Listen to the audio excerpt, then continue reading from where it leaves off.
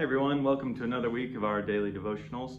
We all want to be certain about God. If we're going to put our faith in God, we want to know, well, who exactly is this God that we're talking about?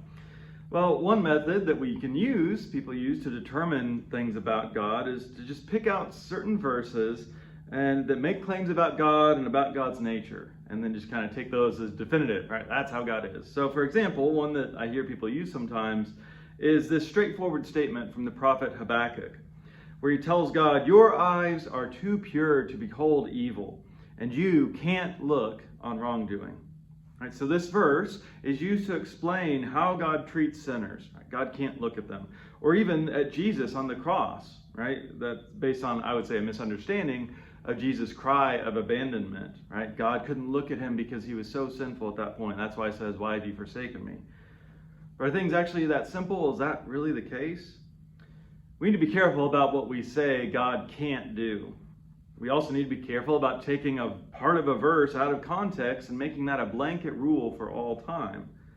If you read that whole verse from Habakkuk, after talking about how God can't look on evil, the prophet then asks, "So why do you look on the treacherous?"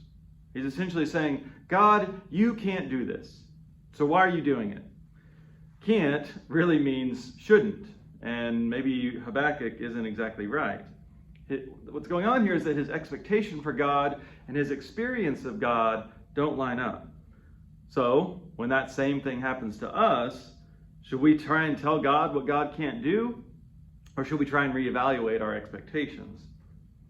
If God is free, then we do need to mind our assumptions, especially when it comes to trying to limit God's mercy, like Habakkuk was doing, like we sometimes do, right? We tend to tell ourselves, well, God can't forgive them. God can't include them. God can't love them. God can't love me. God is not limited, especially when it comes to love. God may not always meet our expectations, but that says more about us than it does about who God is. God does what God wants, and that includes looking on mercy at us when we're at our most sinful. Let's stop trying to protect the purity of a God who's willing to endure the darkness even of the cross. The only thing that God can't do is be unloving.